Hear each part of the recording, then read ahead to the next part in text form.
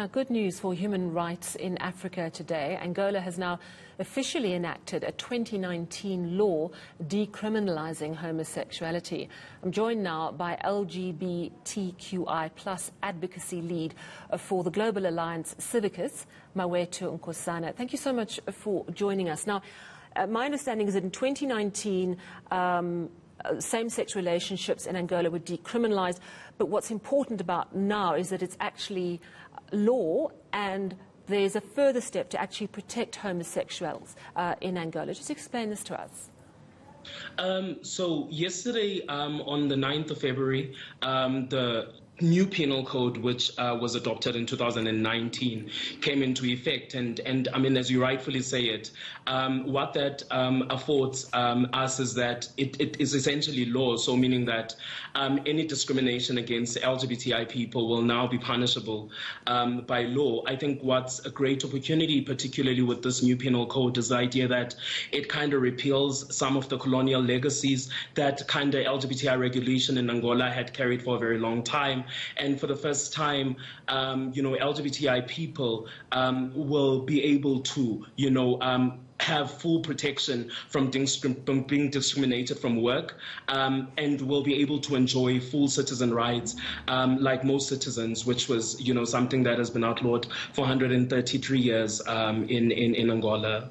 This is really a wonderful step forward for homosexual rights in Angola, and it seems the laws are doing the right thing. But as we know, here in South Africa, we have one of the most progressive constitutions in the world, and it fully protects gay rights. But we also know that within society, massive prejudice remains. So I'm wondering, what is life like in Angola for gays and homosexuals? I mean, previously, before this moment, life was quite really dire. I think, before the general guideline, before the general protection guideline, which came into effect in 2015, many LGBTI people were, systemically discriminated against at work.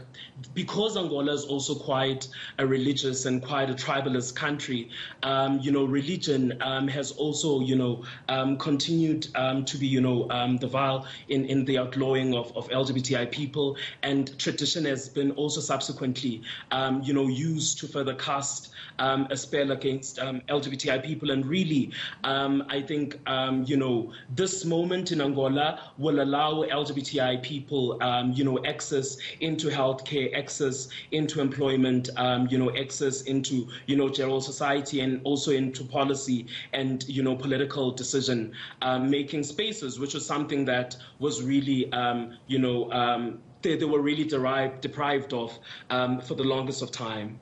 So you're saying to me that to be homosexual in Angola previously meant that you couldn't be employed?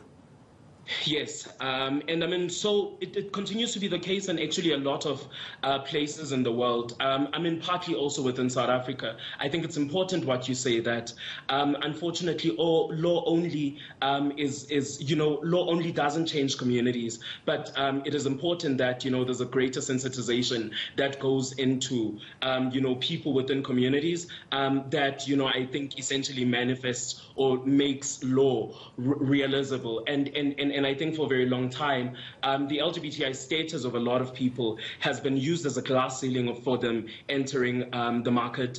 The systemic structures that some sort of really also prevent LGBTI people from thriving in certain work environments. And I mean, this was not just the case in Angola, but, continues to be a case in even some of the most progressive democracies across the world. This is true and very sad. I'm wondering, something must, you sketched the context of Angola being quite a religious country, quite conservative.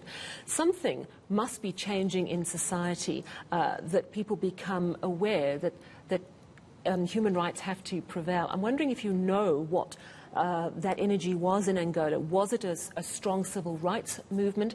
And if so, are you seeing seeds of that in other countries that are against homosexuality? Definitely. I mean, I think, part of it is we've always, I think, unfortunately been dependent to quite the Western countries. So definitely there has been, I think, a lot of momentum within the Western countries in terms of some sort of decriminalizing, homosexuality. And I think kind of that spirit is coming into, the continent.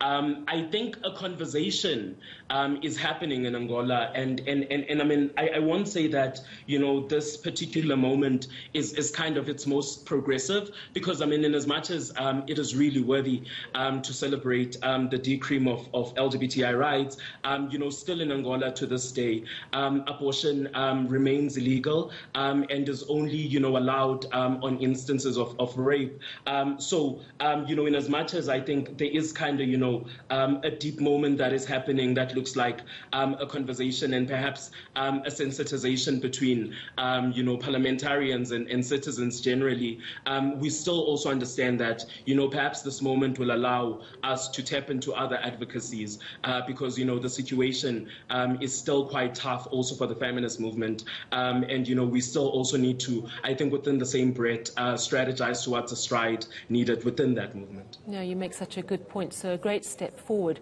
for homosexual rights in Angola, but still some way to go on other rights. Thank you very much for your time this evening. That was LGBTQI-plus advocacy lead for the organisation. It's a global alliance, in fact, Civicus. That was Mawethu Nkosana. Still ahead.